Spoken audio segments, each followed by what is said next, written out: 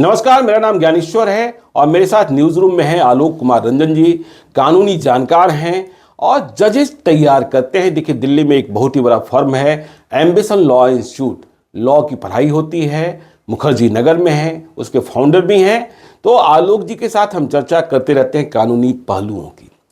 देखिए, हमारे कई व्यूअर्स ने यह सवाल किया था और यह सवाल मैं भी समझना चाहता हूं कि देखिए, कोई व्यक्ति किसी घटना में मृत्यु के करीब पहुंच गया और मृत्यु के पहले उसने एक बयान दे दिया, डाइंग डिक्लेरेशन।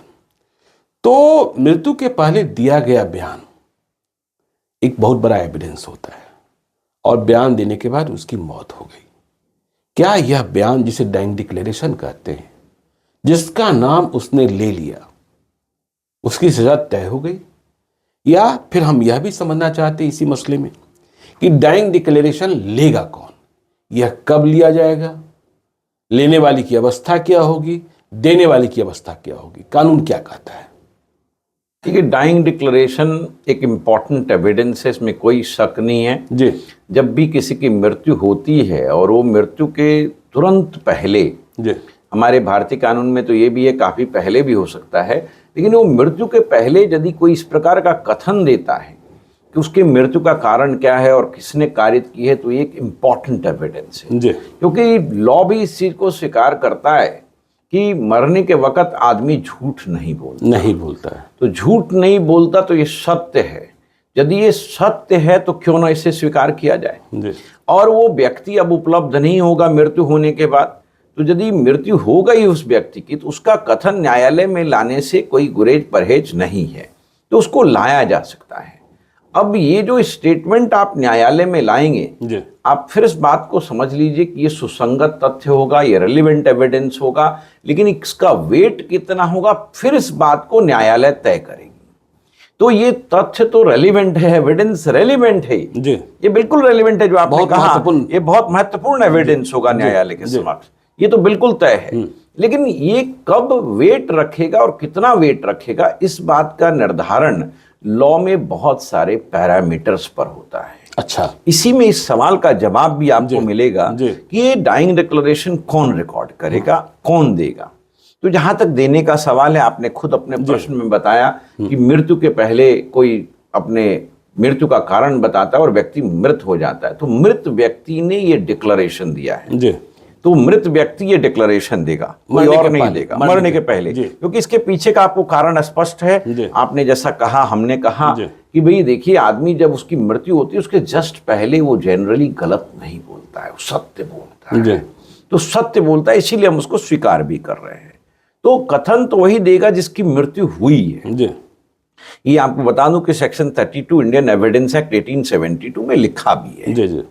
अब जहां तक सवाल है कि इसको रिकॉर्ड कौन करेगा, लिखेगा कौन, तो इसमें तो देखिए कोई प्रतिबंध नहीं है। हम और आप भी लिख सकते हैं यदि हम वहां पर थे तो।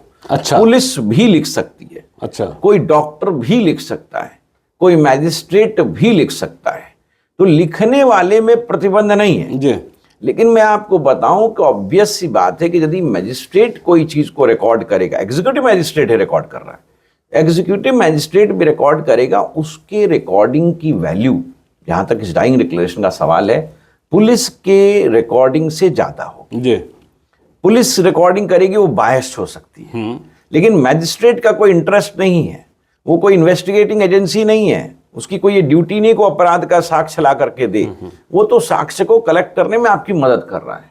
तो आप इस बात को समझिए कि यदि मैजिस्ट्रेट इसकी रिकॉर्डिंग करता है तो इसका वैल्यू बहुत बढ़ जाता है। अब देखिए, एक आदमी, मैं आपको एक उदाहरण से समझाता हूं, उसके ऊपर कोई उसकी उपाधि कारित की गई, उसको चोट पहुंचाया गया और वो व्यक्ति अब हॉस्पिटल की ओर जा रहा है, तो सबसे पहले उसको अपने निकट संबंधी मिलते हैं जो वहां स्थान पर पहुंचते हैं और वो सबसे पहला स्टेटमेंट उनको देता है। अब उन्होंने रिकॉर्ड कर लिया या रिकॉर्ड नहीं किया तो उनके दिमाग में है। अब वो पहुंचता है डॉक्टर के पास, डॉक्टर ने रिकॉर्ड कर लिया। अब डॉक्टर जैसे ही देखा कि ये तो केस जो है एक अपराध का जैसा लग रहा है, उसने पुलिस वाले को सूचना दिया, पुलिस आ गई, उसने रिकॉर्ड कर लिया। पुलिस वाले ने फिर मैजिस्ट्रेट को बुलाया, उसने भी रिकॉर्ड कर लिया। अब आप ध्यान से देखिए कि 4 डाइंग डिक्लेरेशन आ गया। अब मान लीजिए इस 4 डाइंग डिक्लेरेशन में डिस्क्रिपेंसी बहुत ज्यादा है, तो कोर्ट इस प्रकार के डाइंग डिक्लेरेशन को स्वीकार नहीं करे। मतलब पहले के सामने दूसरे का नाम लिया, दूसरे के सामने तीसरे का नाम लिया, तब स्वीकार नहीं होगा, इसमें समस्या होगी जी। लेकिन मान लीजिए कि चारों डिक्लेरेशन ऐसे हैं जिसमें सब्सटेंशियल सिमिलैरिटी है जी, ना, सारभूत समानताएं हैं, तो न्यायालय को कोई समस्या नहीं, न्यायालय इसे स्वीकार करेगी। तो स्वीकार करेगी न्यायालय या नहीं करेगी ये एक अलग मुद्दा है, और उसका जो है एविडेंस का रेलिवेंट होना एक अलग मुद्दा है। अब इस डाइंग डिक्लेरेशन के आधार पे आपको मैं बताऊं, ये डाइंग डिक्लेरेशन इतना इंपॉर्टेंट एविडेंस हो जाता है कि इसके बेसिस पर, खुद इसके बेसिस पर कन्विक्शन हो सकता है। बिल्कुल। और आपने कई बार सुना होगा कि जब आदमी मर रहा होता है और पुलिस घटनास्थल पर पहुंची होती है, उस वक्त वो अपना एक स्टेटमेंट चिट दे देता है, एक लिखित बयान दे देता है, और पुलिस उसको लेकर आ जाती है। अब इस बात का सत्यापन होगा कि ये कथन किसने लिखा है। यदि उसी व्यक्ति का कथन है, उसी व्यक्ति का हस्ताक्षर है, तो उसकी भी वैल्यू ज्यादा होगी। नहीं तो इसकी प्रामाणिकता कैसे होगी? तो आदमी मर चुका कि उसी आदमी का लिखा हुआ है। देखिए, मैं आपको इसमें भी लॉ बताता हूं। ये हैंड राइटिंग एक्सपर्ट का काम है जी। और हैंड राइटिंग एक्सपर्ट को आप बुलाएंगे, सेक्शन 45 एविडेंस एक्ट में व्यवस्था है कि आप एक्सपर्ट को बुला सकते हैं। अच्छा। जैसे कानून की जानकारी आपको चाहिए तो आपने मुझे बुला लिया। जी, बिल्कुल। वैसे ही कोर्ट को कोई हैंड राइटिंग की जानकारी चाहिए तो उसके पहले से हैंड रिटन किसी डॉक्यूमेंट को बुलाएगा, मिलाएगा और एक्सपर्ट को कहेगा इन दोनों की जांच करके बताओ क्या एक ही व्यक्ति ने दोनों लिखा है, तो हैंड राइटिंग की जांच हो जाएगी। और मैं आपको एक खास बात बताऊं कि हैंड राइटिंग एक्सपर्ट को बिना बुलाए न्यायालय खुद भी धारा 73 एक एविडेंस एक्ट में धारा है जिसमें यह व्यवस्था है कि कोर्ट खुद भी कंपैरिजन करे।